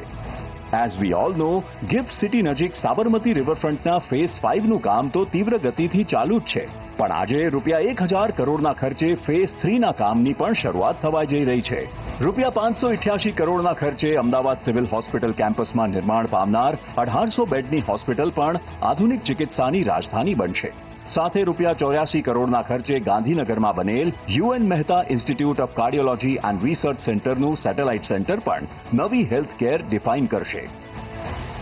અને હા, કોંગ્રેચ્યુલેશન્સ! આજના શુભ દિવસે વધુ 22,055 પરિવારોને પોતાનું પ્રધાનમંત્રી આવાસ યોજનાનું ઘર મળી રહ્યું છે, જે ₹1006 કરોડના ખર્ચે તૈયાર થયેલ છે. આજે સુરતમાં બાયોડાયવર્સિટી પાર્ક શહેરવાસીઓ માટે તૈયાર છે અને સાથે અન્ય શહેરોમાં પાણી પુરવઠા તેમજ ગટર વ્યવસ્થા સુધારના મિશન પણ ₹788 કરોડના ખર્ચે સફળ બનાવાઈ રહ્યા છે. આજના દિવસે મહેસાણાના હીરાપુર બેરેજથી આજુબાજુના અનેક ગામોની જળ સુવિધાઓમાં વધારો થવા જઈ રહ્યો છે. સાથે બનાસકાંઠા અને છોટાઉદેપુર જિલ્લાના પાઇપલાઇન અને રબર ડેમના અનેક પ્રકલ્પોનું પણ ખાતમુહૂર્ત થઈ રહ્યું છે. ₹1862 કરોડના આ કામ લાખો લોકો માટે જળ સુવિધાઓ વધુ સુસજ્જ બનાવવા જઈ રહ્યા છે. બધાઈ હો પાટણ. પાટણમાં પણ ₹37 કરોડના ખર્ચે નવી કલેક્ટર કચેરીનું નિર્માણ થશે. અને મુબારકભાઈ, ગાંધીનગર અને બનાસકાંઠા, તમારા રોડ રસ્તાનું પણ ₹171 કરોડના ખર્ચે અપગ્રેડેશન થશે. આ તમામ કાર્યોને સફળ બનાવવા આજે ₹1859 કરોડના કાર્યોનું લોકાર્પણ અને ₹3677 કરોડના ખાતમુહૂર્ત થવા જઈ રહ્યા છે. ટોટલ ₹5536 કરોડના આ પ્રોજેક્ટ્સથી બનાવાશે આપણા ગુજરાતને cool like ice and full of life. આયોજનબદ્ધ શહેરીકરણ માટેનું આ આખું ફ્યુચરિસ્ટિક પ્લાનિંગ સાયન્ટિફિકલી નિષ્ણાંતો સાથે હાઈ લેવલ કમિટી બનાવીને થઈ રહ્યું છે. એટલે જ તો વિશ્વાસ છે, જ્યારે વિકસિત ભારતના શહેરોનું નિર્માણ થશે ત્યારે ગુજરાતના આ એક્શન પ્લાનની નોંધ સુવર્ણ અક્ષરોમાં લેવાશે અને અર્બન પ્લાનર્સને હંમેશા માટે યાદ રહેશે શહેરી વિકાસ વર્ષ 2025. તાલીઓના ગુંજારા સાથે આપણે આભાર માનીએ છીએ माननीय प्रधानमंत्री નો. यह गुजरात के सतत स्वच्छ और समावेशी शहरी विकास की दिशा में एक निर्णायक कदम है. अब इस महत्वपूर्ण अवसर पर जब गुजरात अपने शहरी विकास की एक नई ऊंचाई को स्पर्श कर रहा है, हम सभी अत्यंत गौरवान्वित हैं कि हमारे बीच उपस्थित हैं भारत के यशस्वी नेतृत्वकर्ता, दूरदृष्टा और परिवर्तन के अग्रदूत माननीय प्रधानमंत्री श्री नरेंद्र मोदी जी. गुजरात की विकास यात्रा में उनके निरंतर मार्गदर्शन, उनकी प्रतिबद्धता और सर्वजन हिताय की भावना ने हमेशा हमें दिशा दिखाई है. आइए तालियों की गूंज के साथ स्वागत करें भारत के यशस्वी प्रधानमंत्री माननीय श्री नरेंद्र मोदी जी का और सादर अनुरोध करें कि कृपया अपने प्रेरणादायक उद्बोधन द्वारा हम सभी को मार्गदर्शन दें.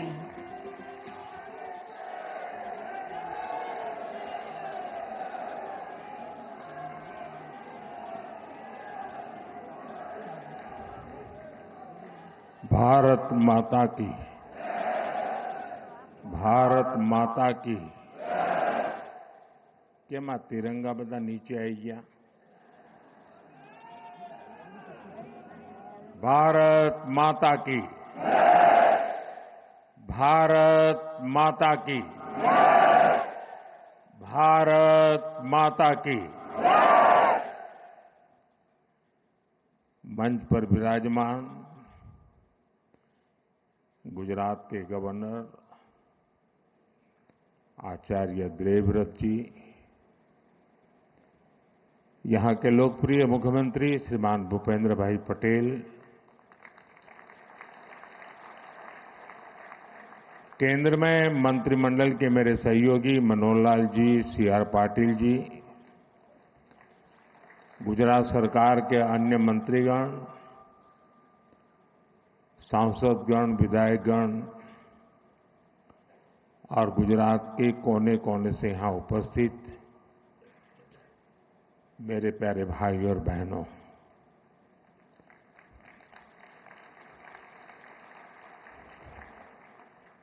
मैं 2 दिन से गुजरात में हूं.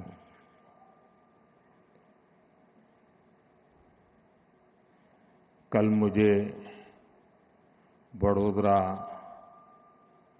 दाहोद, भूज, अहमदाबाद और आज सुबह सुबह गांधीनगर, मैं जहां जहां गया ऐसा लग रहा है देशभक्ति का ज्वार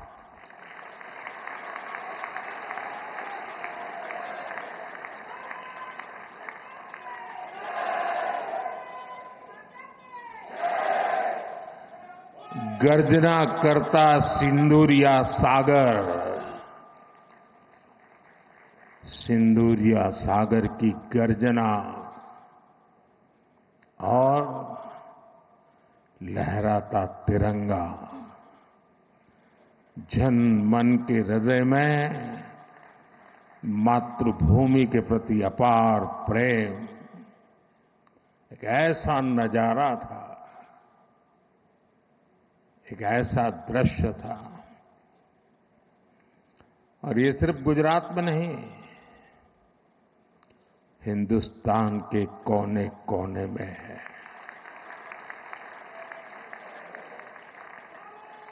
हर हिंदुस्तानी के दिल में है।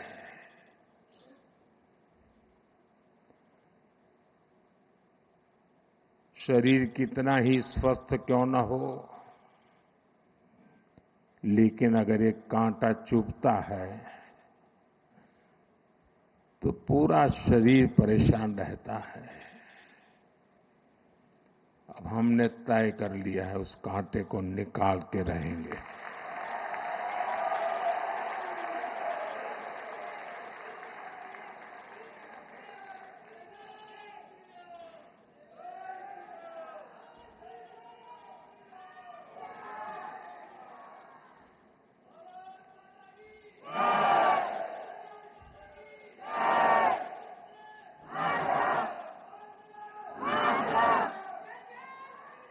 साथियों, (1947) में जब मां भारती के टुकड़े हुए,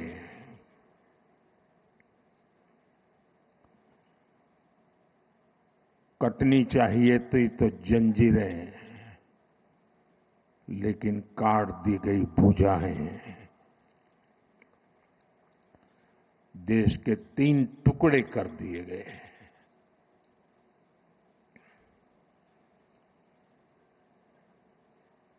और उसी रात पहला आतंकवादी हमला कश्मीर की धरती पर हुआ।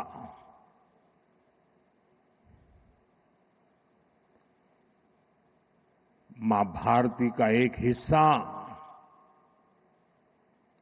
आतंकवादियों के बलबूते पर, मुजाहिदों के नाम पर पाकिस्तान ने हड़प ले लिया।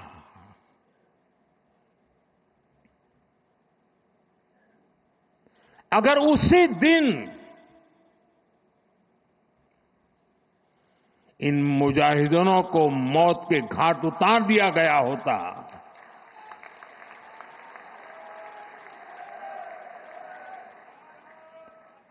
और सरदार पटेल की इच्छा थी कि पीओके वापस नहीं आता है तब तक सेना रुकनी नहीं चाहिए, लेकिन सरदार साहब की बात मानी नहीं गई और ये मुजाहिदीन जो लहू चख गए थे, वो सिलसिला 75 साल से चला है। पहलगाम में भी उसी का विकृत रूप था। 75 साल तक हम जेलते रहे और पाकिस्तान के साथ जब युद्ध का नौबत आई, तीनों बार भारत की सैन्य शक्ति ने पाकिस्तान को धूल चटा दी।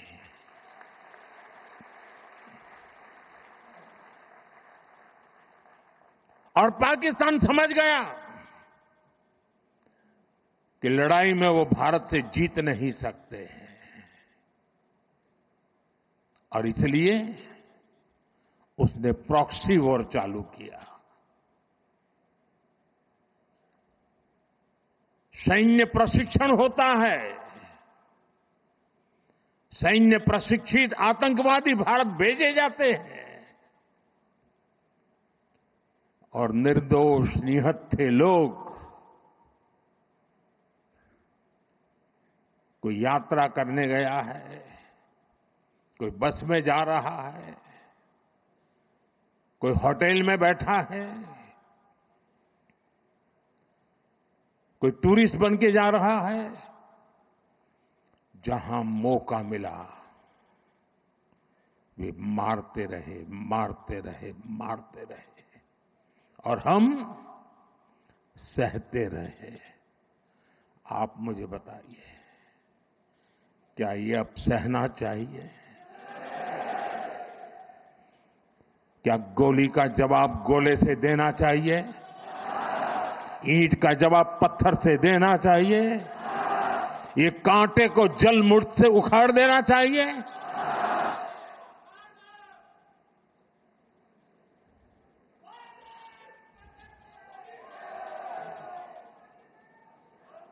साथियों, ये देश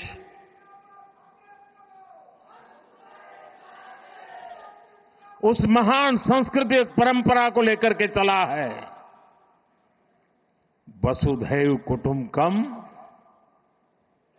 ये हमारे संस्कार है, ये हमारा चरित्र है, सदियों से हमने इसे जिया है। हम पूरे विश्व को एक परिवार मानते हैं। हम अपने पड़ोसियों का भी सुख चाहते हैं, वे भी सुख चैन से जिए, हमें भी सुख चैन से जीने दे।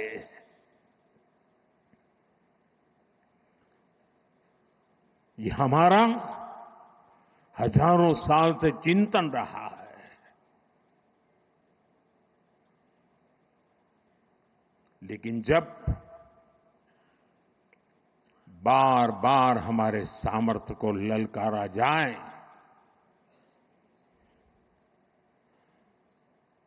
तो ये देश वीरों की भी भूमि है।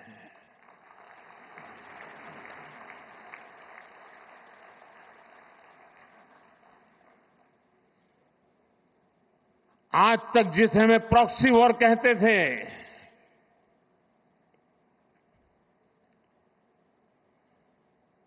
6 मई के बाद जो दृश्य देखे गए,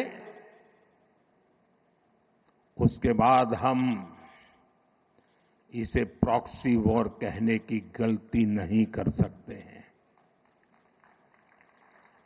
और इसका कारण है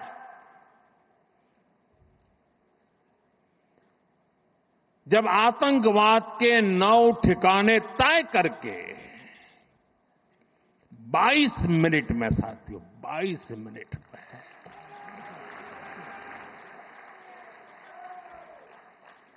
उनको ध्वस्त कर दिया।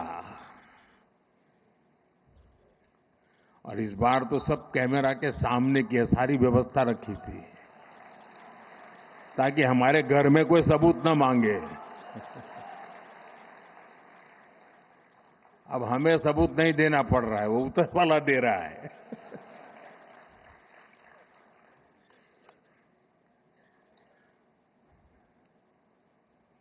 और मैं इसलिए कहता हूं अब ये प्रॉक्सी वॉर नहीं कह सकते इसको, क्योंकि जो आतंकवादियों के जनाजे निकले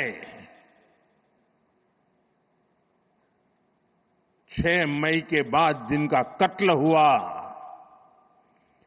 उस जनाजे को स्टेट ऑनर दिया गया पाकिस्तान में।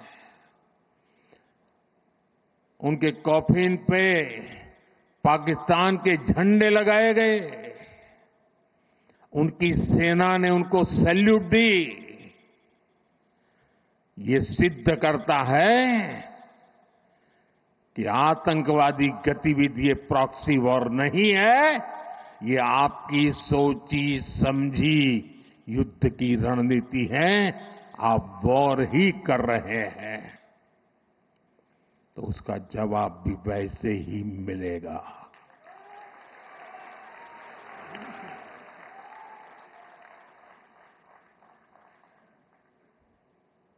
हम अपने काम में लगे थे, प्रगति के राह पे चले थे।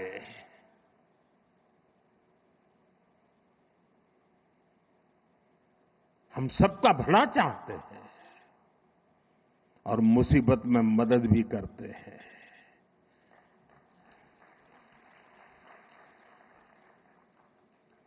लेकिन बदले में खून की नदियां बहती है।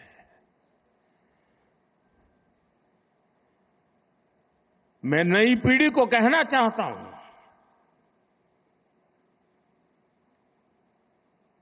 देश को कैसे बर्बाद किया गया है।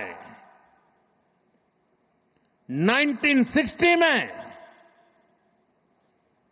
जो इंडस वाटर ट्रीटी हुई है, अगर उसकी बारीकी में जाएंगे तो आप चौंक जाएंगे। यहां तक तय हुआ है उसमें कि जो जम्मू कश्मीर की अन्य नदियों पर डैम बने हैं, उन डैम का सफाई का काम नहीं किया जाएगा, डिसिल्टिंग नहीं किया जाएगा, सफाई के लिए जो नीचे की तरफ गेट है वो नहीं खोले जाएंगे। 60 साल तक ये गेट नहीं खोले गए और जिसमें 100% पानी भरना चाहिए था, धीरे धीरे इसकी कैपेसिटी कम हो गई, 2%, 3% रह गया। क्या मेरे देशवासियों को पानी पर अधिकार नहीं है क्या? उनको उनके हक का पानी मिलना चाहिए, नहीं मिलना चाहिए क्या? और अभी तो मैंने कुछ ज्यादा किया नहीं है।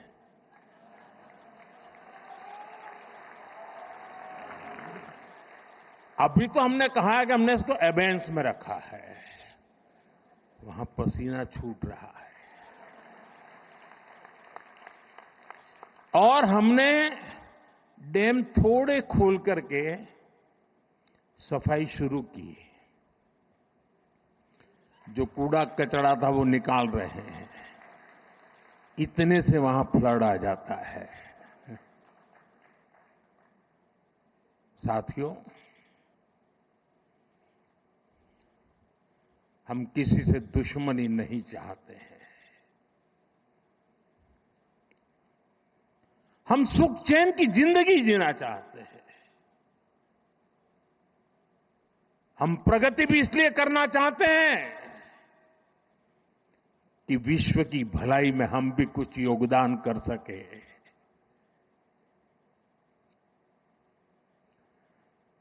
और इसीलिए हम एक निष्ठ भाव से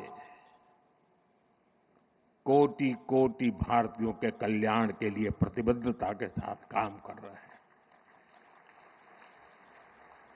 कल 26 मई था। 2014 में 26 मई मुझे पहली बार देश के प्रधानमंत्री के रूप में शपथ लेने का अवसर मिला। और तब भारत की इकोनॉमी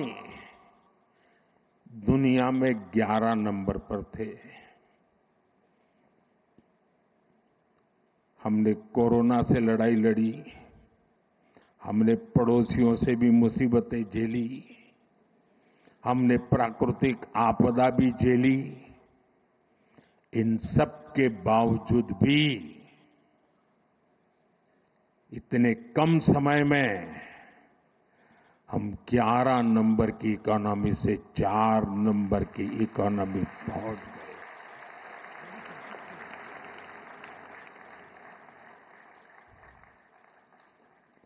क्योंकि हमारा ये लक्ष्य है, हम विकास चाहते हैं, हम प्रगति चाहते हैं। और एक के बाद योजनाएं। और साथियों, मैं गुजरात का ऋणी हूं।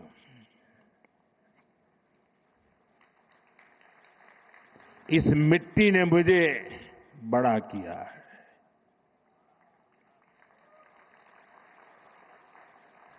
यहां से मुझे जो शिक्षा मिली, दीक्षा मिली, यहां से जो मैं आप सबके बीच रह करके सीख पाया, जो मंत्र आपने मुझे दिए, जो सपने आपने मेरे में संजोए, मैं उसे देशवासियों के काम आए इसके लिए कोशिश कर रहा हूं।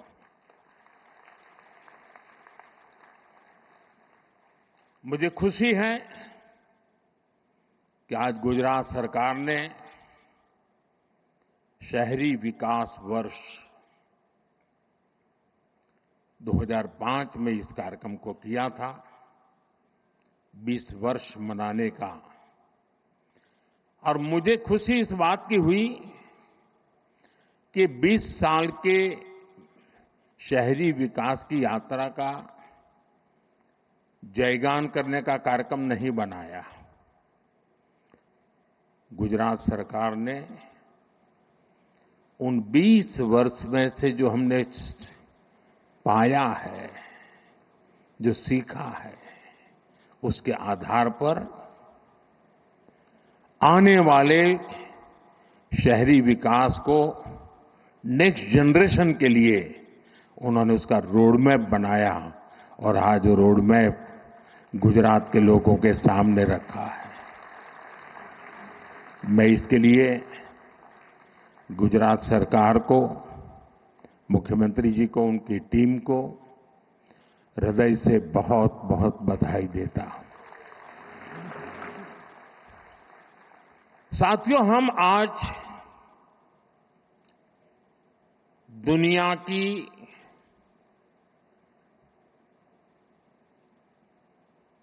चौथी इकोनॉमी बने हैं। किसी को भी संतोष होगा कि अब जापान को भी पीछे छोड़ करके हम आगे निकल गए। और मुझे याद है, हम जब 6 से 5 बने थे तब देश में और ही उमंग था, बड़ा उत्साह था, खास करके नौजवानों में। और उसका कारण ये था कि 250 साल तक जिन्होंने हम पर राज किया था ना, उस यूके को पीछे छोड़ करके हम 5 बने थे। लेकिन अब 4 बनने का आनंद जितना होना चाहिए उससे ज्यादा 3 कब बनोगे इसका दबाव बढ़ रहा है। अब देश इंतजार करने को तैयार नहीं है, और अगर कोई ने इंतजार करने के लिए कहा तो पीछे से नारा आता है, मोदी है तो मुमकिन है।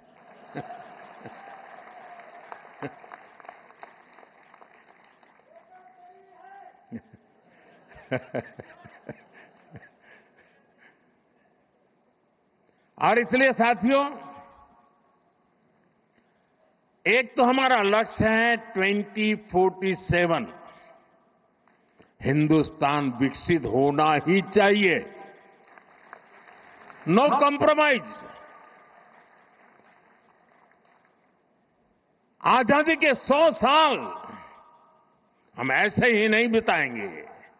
आजादी के 100 साल ऐसे मनाएंगे कि दुनिया में विकसित भारत का झंडा फहरता होगा।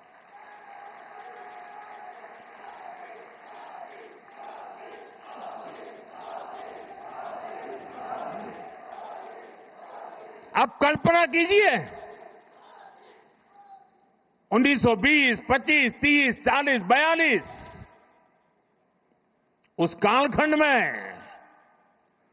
चाहे भगत सिंह हो, सुखदेव हो, राजगुरु हो, नेताजी सुभाष बाबू हो, वीर सावरकर हो, श्यामजी कृष्ण वर्मा हो, महात्मा गांधी हो, सरदार पटेल हो, इन सब ने जो भाव पैदा किया था और देश के जन मन में आजादी की ललक न होती, आजादी के लिए जीने मरने की प्रतिबद्धता न होती, आजादी के लिए सहन करने की इच्छा शक्ति न होती, तो शायद 1947 में आजादी नहीं मिलती। ये इसलिए मिली कि उस समय जो 25-30 करोड़ आबादी थी वे बलिदान के लिए तैयार हो चुकी थी।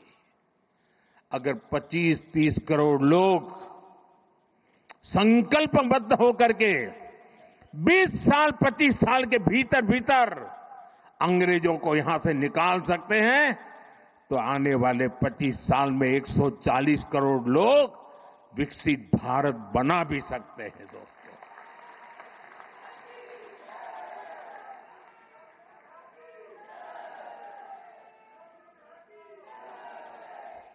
और इसलिए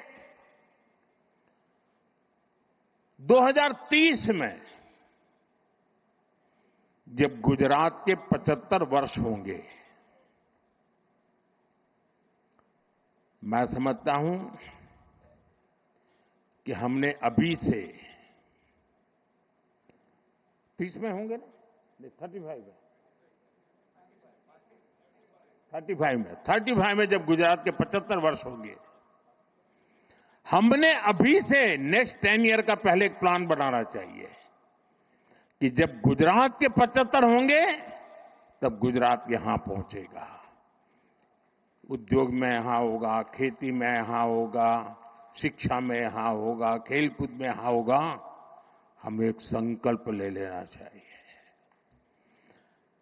और जब गुजरात 75 का हो, उसके 1 साल के बाद जो ओलंपिक होने वाला है, देश चाहता है कि वो ओलंपिक हिंदुस्तान में हो।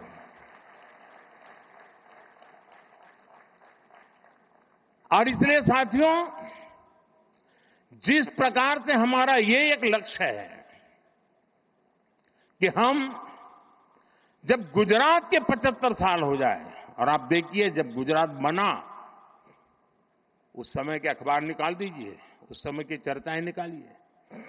क्या चर्चाएं होती थी? कि गुजरात महाराष्ट्र से अलग होकर क्या करेगा, गुजरात के पास क्या है,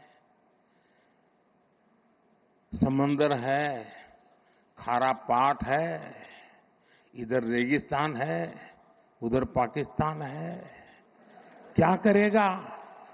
गुजरात के पास कोई मिनरल्स नहीं, गुजरात कैसे प्रगति करेगा?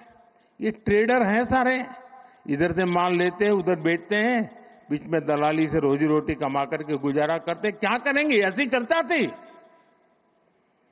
वही गुजरात जिसके पास एक जमाने में नमक से ऊपर कुछ नहीं था, आज दुनिया को हीरे के लिए गुजरात जाना जाता है।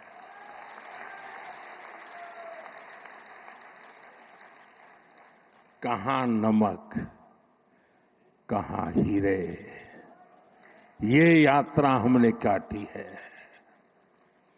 और इसके पीछे सुविचारित रूप से प्रयास हुआ है, योजनाबद्ध तरीके से कदम उठाए हैं। हमारे यहां आमतौर पर गवर्नेंस के मॉडल की चर्चा होती है कि सरकार में साइलोज, ये सबसे बड़ा संकट है। एक डिपार्टमेंट दूसरे से बात नहीं करता है, एक टेबल वाला दूसरे टेबल वाले से बात नहीं करता है, ऐसी चर्चा होती है। कुछ मात्रा में सही भी होगा, लेकिन उसका कोई सॉल्यूशन है क्या? मैं आज आपको बैकग्राउंड बताता हूं। ये शहरी विकास वर्ष अकेला नहीं, हमने उस समय हर वर्ष को किसी न किसी एक विशेष काम के लिए डेडिकेट करते थे। जैसे 2005 में शहरी विकास वर्ष मना गया। एक साल ऐसा था जब हमने कन्या शिक्षा के लिए डेडिकेट किया था। एक वर्ष ऐसा था जो हमने पूरा टूरिज्म के लिए डेडिकेट किया था। इसका मतलब ये नहीं कि बाकी सब काम बंद करते थे, लेकिन सरकार के सभी विभागों को उस वर्ष अगर फॉरेस्ट डिपार्टमेंट है तो उसको भी अर्बन डेवलपमेंट में वो कंट्रीब्यूट क्या कर सकता है, हेल्थ विभाग है तो अर्बन डेवलपमेंट ईयर में कंट्रीब्यूट क्या कर सकता है, जल संरक्षण मंत्रालय है तो वो अर्बन डेवलपमेंट में क्या कंट्रीब्यूट कर सकता है, टूरिज्म डिपार्टमेंट है तो वो अर्बन डेवलपमेंट में क्या कंट्रीब्यूट कर सकता है। यानी एक प्रकार से whole of the government approach, इस भूमिका से ये वर्ष मना। और आपको याद होगा जब हमने टूरिज्म ईयर बनाया तो पूरे राज्य में, उसके पहले गुजरात में टूरिज्म की कल्पना ही कोई नहीं कर सकता, विशेष प्रयास किया गया। उसी समय एड कैंपेन चलाया, कुछ दिन को गुजारो गुजरात में, एक एक चीज उसमें से निकली। उसी में से रणोत्सव निकला, उसी में से स्टैच्यू ऑफ यूनिटी बना, उसी में से आज सोमनाथ का विकास हो रहा है, गिर का विकास हो रहा है, अंबाजी का विकास हो रहा है, एडवेंचर स्पोर्ट्स आ रही हैं, यानी एक के बाद एक चीजें डेवलप होने लगी। वैसे ही जब अर्बन डेवलपमेंट ईयर बनाया, और मुझे याद है मैं राजनीति में नया नया आया था, और कुछ समय के बाद हम अहमदाबाद म्युनिसिपल कॉरपोरेशन सबसे पहले जीते। तब तक हमारे पास एक राजकोट म्युनिसिपैलिटी हुआ करती थी, तब वो कॉरपोरेशन नहीं थी। और हमारे एक प्रहलाद भी पटेल थे, पार्टी के बड़े वरिष्ठ नेता थे, बहुत ही इनोवेटिव थे, नई नई चीजें सोचना उनका स्वभाव था। मैं नया राजनीति में आया था तो प्रहलाद भाई एक दिन आए मिलने के लिए। उन्होंने कहा ये हमें जरा, उस समय चिमन भाई पटेल की सरकार थी, तो हमने चिमन भाई और भाजपा के लोग छोटे पार्टनर थे, तो हमने चिमन भाई को मिलकर के समझाना चाहिए कि ये जो लाल बस अहमदाबाद की है उसको जरा अहमदाबाद के बाहर जाने दिया जाए। तो उन्होंने मुझे समझाया। फिर मैं और प्रहलाद भाई चिमन भाई को मिलने गए, हमने बहुत माथापच्ची की। हमने कहा ये सोचने जैसा है कि ये लाल बस अहमदाबाद के बाहर गोरा, गुमा, लांभा, उधर नरोड़ा की तरफ आगे, देहगाम की तरफ, इधर कलोल की तरफ आगे, उधर साणंद की तरफ आगे, उसको जाने देना चाहिए, ट्रांसपोर्टेशन का विस्तार करना चाहिए। तो सरकार के जैसे सचिवों का स्वभाव रहता है, यहां बैठे हैं सारे, उस समय वाले तो रिटायर हो गए। एक बार एक कांग्रेसी नेता को पूछा गया था कि देश की समस्याओं का समाधान करना है तो 2 वाक्य में बताइए। कांग्रेस के एक नेता ने जवाब दिया था, वो मुझे आज भी अच्छा लगता है, ये कोई 40 साल पहले की बात है। उन्होंने कहा देश में 2 चीजें होनी चाहिए, एक पॉलिटिशियंस ना कहना सीखे और ब्यूरोक्रेट हाँ कहना सीखे। तो मुझे सारी समझ होगा, पॉलिटिशियन किसी को ना नहीं कहता और ब्यूरोक्रेट किसी को हाँ नहीं कहता। तो उस समय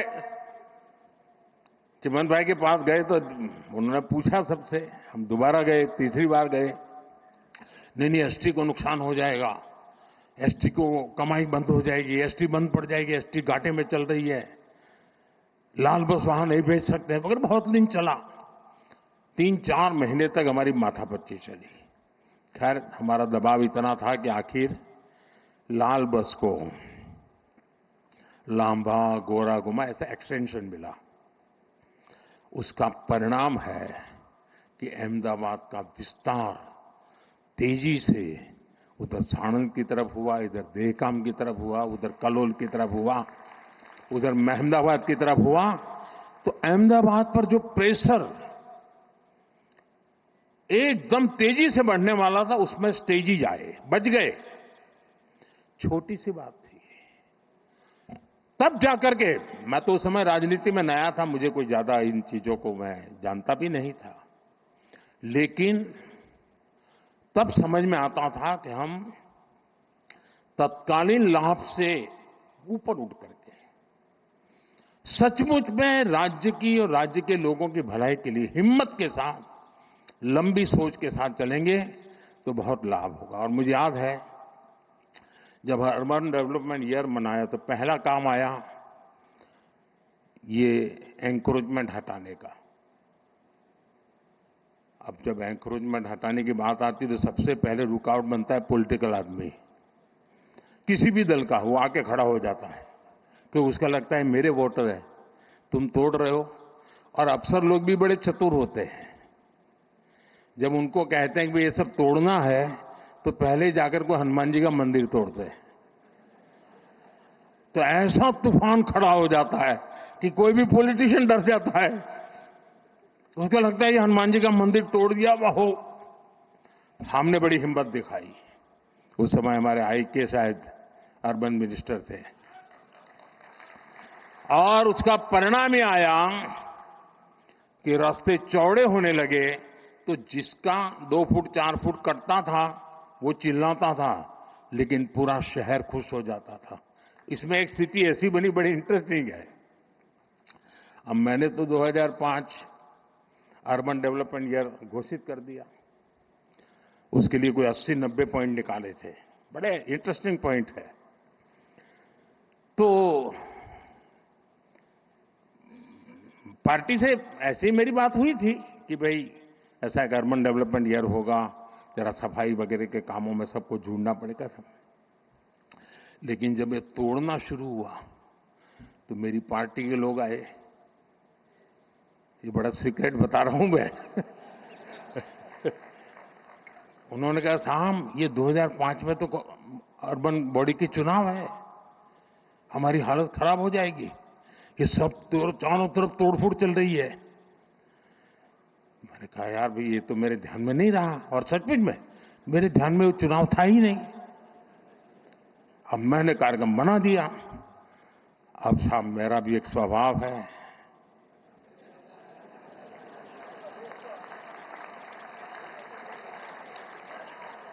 हम तो बचपन से पढ़ते आए हैं डगलू बरू के ना हटबू। तो मैंने कहा देखिए भाई आपकी चिंता सही है, लेकिन अब पीछे नहीं हट सकते। अब तो ये अर्बन डेवलपमेंट ईयर होगा। हार जाएंगे चुनाव क्या है, जो भी होगा। हम किसी का बुरा करना नहीं चाहते, लेकिन गुजरात में शहरों का रूप रंग बदलना बहुत जरूरी है। साथियों हम लोग लगे रहे, काफी विरोध भी हुआ, काफी आंदोलन हुए, बहुत परेशानी हुई। यहां मीडिया वालों को भी बड़ा मजा आ गया कि मोदी अब शिकार आ गया हाथ में, तो वो भी बड़ी तुरी ताकत से लग गए थे। और उसके बाद जब चुनाव हुआ, देखिए मैं राजनेताओं को कहता हूं, मैं देश भर के राजनेता मुझे सुनते हैं तो देखना कहना था, अगर आपने सदनिष्ठा से ईमानदारी से लोगों की भलाई के लिए निर्णय करते, तत्कालीन भले बुरा लगे लोग साथ चलते हैं। और उस समय जो चुनाव हुआ 90% विक्ट्री बीजेपी की हुई थी। 90%।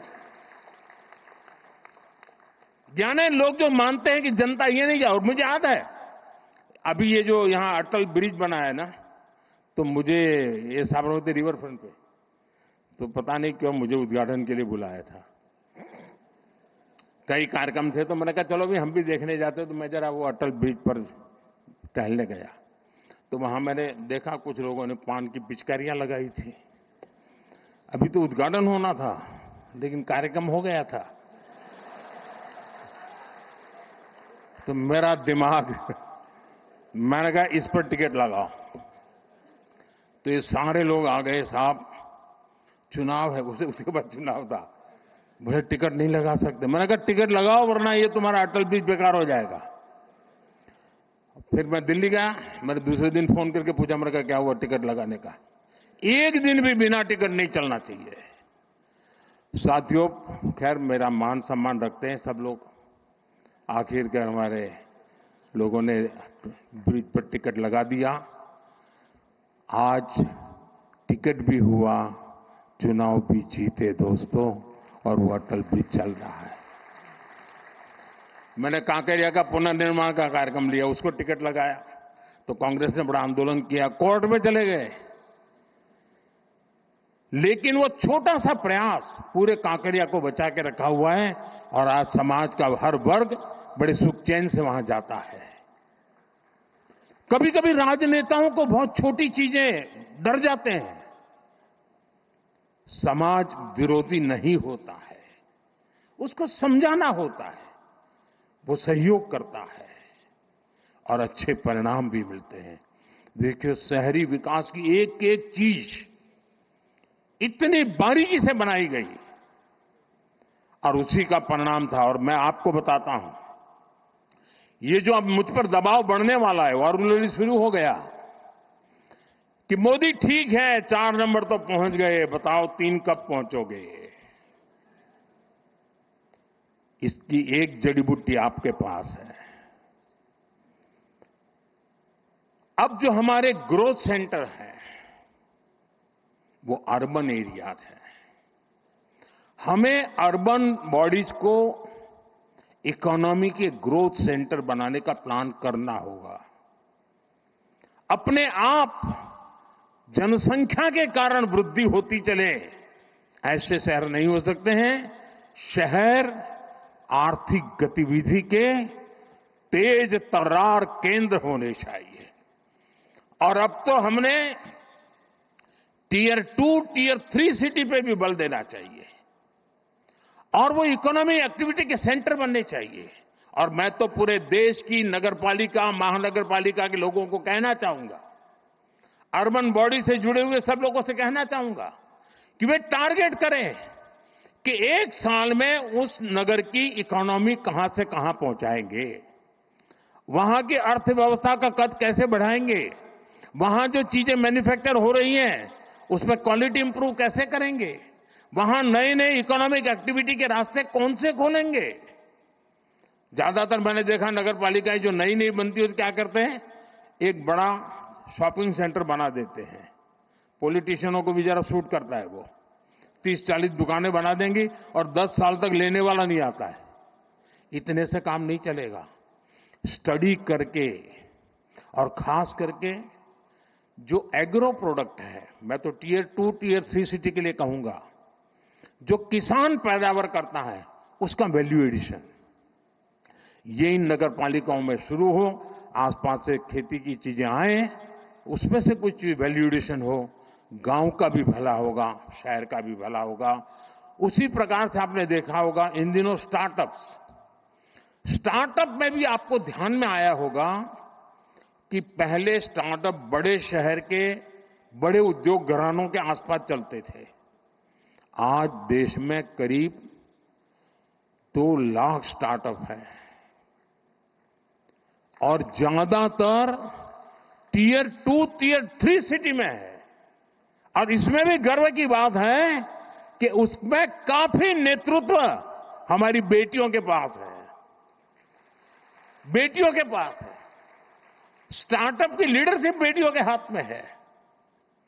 ये एक बहुत बड़ी क्रांति की संभावनाओं को जन्म देता है। और इसलिए मैं चाहूंगा कि अर्बन डेवलपमेंट ईयर के जब 20 साल मना रहे हैं और एक सफल प्रयोग को हम याद करके आगे की दिशा तय करते हैं, तब हम टियर 2, टियर 3 सिटी को भी बल दें। शिक्षा में भी टियर 2, टियर 3 सिटी काफी आगे रहा है। इस साल देख लीजिए, पहले एक जमाना था कि 10th और 12th के रिजल्ट आते थे तो जो नामी स्कूल्स रहते थे बड़े, उसी के बच्चे फर्स्ट 10 में होते थे। इन दिनों शहरों की बड़ी बड़ी स्कूलों का नामो निशान नहीं होता है। टियर 2, टियर 3 सिटी की स्कूल के बच्चे पहले 10 में आते हैं। देखा होगा आपने, गुजरात में भी यही हो रहा है। इसका मतलब यह हुआ कि हमारे छोटे शहरों के पोटेंशियल, उसकी ताकत बढ़ रही है।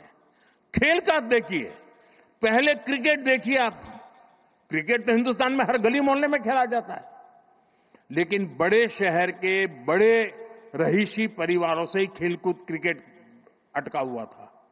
आज सारे खिलाड़ी में से आधे से ज्यादा खिलाड़ी टियर 2, टियर 3 सिटी गांव के बच्चे हैं जो खेल में इंटरनेशनल खेल खेल करके कमाल करते हैं। यानी हम समझे कि हमारे शहरों में बहुत पोटेंशियल है। और जैसा मनोहर जी ने भी कहा और यहां वीडियो में भी दिखाया गया, ये हमारे लिए बहुत बड़ी अपॉर्चुनिटी है जी। 4 में से 3 नंबर की इकोनॉमी के पहुंचने के लिए हम हिंदुस्तान के शहरों की अर्थव्यवस्था पर अगर फोकस करेंगे तो हम बहुत तेजी से वहां भी पहुंच पाएंगे। साथियों, ये गवर्नेंस का एक मॉडल है। दुर्भाग्य से हमारे देश में एक ऐसे इकोसिस्टम ने जमीनों में अपनी जड़ें ऐसी जमाई हुई है कि इस भारत के सामर्थ्य को हमेशा नीचा दिखाने में लगी है। वैचारिक विरोध के कारण व्यवस्थाओं के विकास का अस्वीकार करने का उनका स्वभाव बन गया है। व्यक्ति के प्रति पसंद नापसंद के कारण उसके द्वारा की गई हर काम को बुरा बता देना एक फैशन का तरीका चल पड़ा है और उसके कारण देश की अच्छी चीजों का नुकसान हुआ है।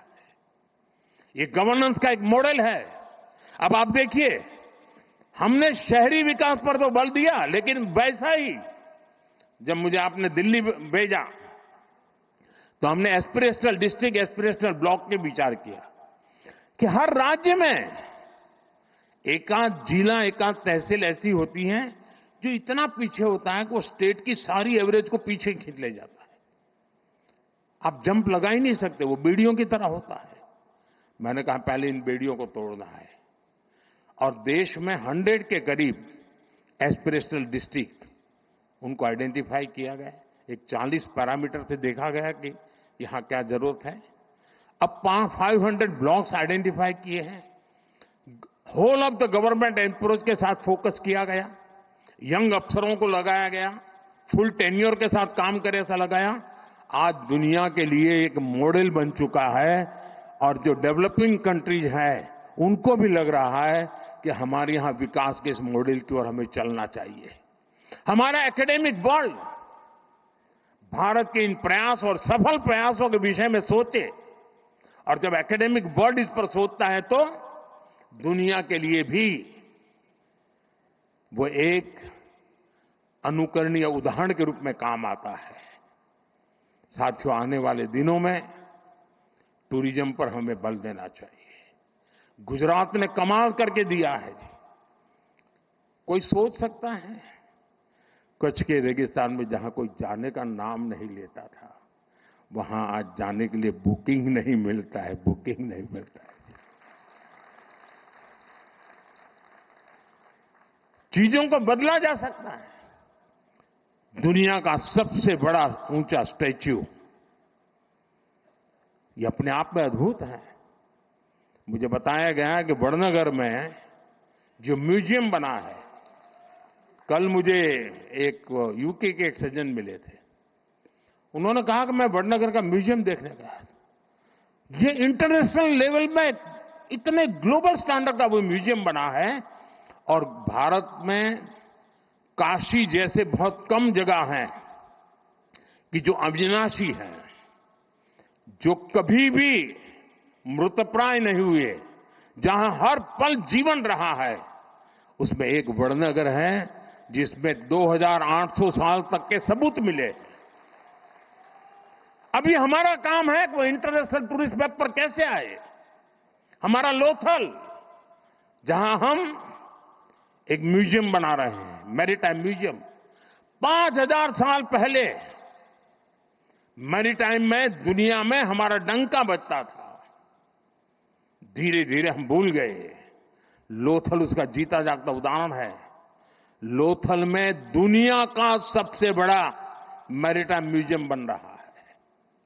आप कल्पना कर सकते हैं कि इन चीजों का कितना लाभ होने वाला है। और इसलिए मैं कहता हूं, 2005 का हुए समय था जब पहली बार गिफ्ट सिटी के आइडिया को कंसीव किया गया और मुझे याद है शायद हमने इसका लॉन्चिंग टैगोर हॉल में किया था। तो उसके बड़े बड़े जो हमारे मन में डिजाइन थी उसके चित्र लगाए थे। तो मेरे अपने ही लोग पूछ रहे थे, ये होगा? इतने बड़े बिल्डिंग टावर बनेंगे? मुझे बराबर याद है। यानी जब मैं उसका मैप वगैरह और उसका प्रेजेंटेशन दिखाता था केंद्र के कुछ नेताओं को, तो वो भी मुझे कह रहे भारत जैसे देश में क्या कर रहे हो तुम? मैं सुनता था। आज वो गिफ्ट सिटी हिंदुस्तान का हर राज्य कह रहा है कि हमारे यहां भी एक गिफ्ट सिटी होना चाहिए। साथियों, एक बार कल्पना को करते हुए उसको जमीन पर, धरातल पर उतारने का अगर हम प्रयास करें तो कितने बड़े अच्छे परिणाम मिल सकते हैं, ये हम भली भांति देख रहे हैं। वही कालखंड था, रिवर फ्रंट को कंसीव किया। वही कालखंड था जब दुनिया का सबसे बड़ा स्टेडियम बनाने का सपना देखा, पूरा किया। वही कालखंड था दुनिया का सबसे ऊंचा स्टैच्यू बनाने के लिए सोचा, पूरा किया। भाइयों बहनों, एक बार हम मान के चले, हमारे देश में पोटेंशियल बहुत है, बहुत सामर्थ्य है। साथियों, मुझे पता नहीं क्यों निराशा जैसी चीज मेरे मन में आती ही नहीं है।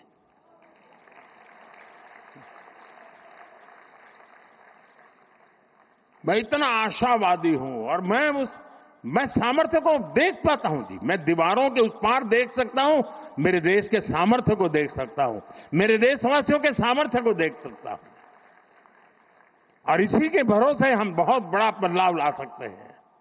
और इसलिए आज मैं गुजरात सरकार का बहुत आभारी हूं कि आप मुझे यहां आने का मौका दिया है। कुछ ऐसी पुरानी बातें आज ताजा करने का मौका मिल गया। लेकिन आप विश्वास करिए दोस्तों, गुजरात की बहुत बड़ी जिम्मेवारी है। हम देने वाले लोग हैं, हमें देश को हमेशा देना चाहिए, और हम इतनी ऊंचाई पर गुजरात ले जाएं, इतनी ऊंचाई पर ले जाएं कि देशवासियों के लिए गुजरात काम आना चाहिए। दोस्तों, इस महान परंपरा को हमें आगे बढ़ाना चाहिए। मुझे विश्वास है गुजरात एक नए सामर्थ्य के साथ, अनेकविध नई कल्पनाओं के साथ, अनेकविध नए इनिशिएटिव के साथ आगे बढ़ेगा। मुझे मालूम है मेरा भाषण शायद कितना लंबा हो गया होगा, पता नहीं क्या हुआ, लेकिन कल मीडिया में 2-3 चीजें आएगी, वो भी मैं बता देता हूं। मोदी ने अफसरों को डांटा, मोदी ने अफसरों की धुलाई की, वगैरह वगैरह वगैरह। खैर वो तो कभी कभी चटनी होती है ना, इतना ही समझ लेना चाहिए। लेकिन जो बाकी बातें मैंने याद की है उसको याद कर करके जाइए। और ये सिंदूर या मिजाज,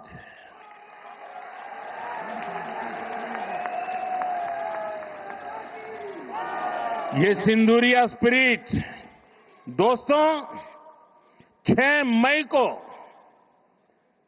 मई की रात ऑपरेशन सिंदूर सैन्य बल से प्रारंभ हुआ था, लेकिन अब ये ऑपरेशन सिंदूर जन बल से आगे बढ़ेगा। और जब मैं सैन्य बल और जन बल की बात करता हूं, तब ऑपरेशन सिंदूर जन बल का मतलब मेरा होता है जन जन देश के विकास के लिए भागीदार बने, दायित्व संभालें। हम इतना तय कर लें कि 2047 जब भारत की आजादी के 100 साल होंगे, विकसित भारत बनाने के लिए तत्काल भारत की इकोनॉमी को 4 नंबर से 3 नंबर पर ले जाने के लिए अब हम कोई विदेशी चीज का उपयोग नहीं करेंगे। हम गांव-गांव व्यापारियों को शपथ दिलवाएं, व्यापारियों का कितना ही मुनाफा क्यों ना हो, आप विदेशी माल नहीं बेचोगे। लेकिन दुर्भाग्य देखिए, गणेश जी भी विदेश से आ जाते हैं। छोटी आंख वाले गणेश जी आएंगे, गणेश जी की आंख भी नहीं खुल रही है। होली रंग छिड़कना है, बोले विदेशी। हमें पता था, आप भी अपने घर जाकर के सूची बनाना। सचमुच में ऑपरेशन सिंदूर के लिए एक नागरिक के नाते मुझे एक काम करना है। आप घर में जाके सूची बनाइए कि आपके घर में 24 घंटे में सुबह से दूसरे दिन सुबह तक कितनी विदेशी चीजों का उपयोग होता है। आपको पता ही नहीं होता है। आप हेयर पिन भी विदेशी उपयोग कर लेते हैं, कंघा भी विदेशी होता है, दांत में लगाने वाली जो पिन होती है वो भी विदेशी घुस गई है, हमें मालूम तक नहीं है, पता ही नहीं है। दोस्तों, देश को अगर बचाना है, देश को बनाना है, देश को बढ़ाना है, तो ऑपरेशन सिंदूर ये सिर्फ सैनिकों के जिम्मे नहीं है। ऑपरेशन सिंदूर 140 करोड़ नागरिकों के जिम्मे है। देश सशक्त होना चाहिए, देश समर्थ होना चाहिए, देश का नागरिक सामर्थ्यवान होना चाहिए, और इसके लिए हमने vocal for local, one district one product,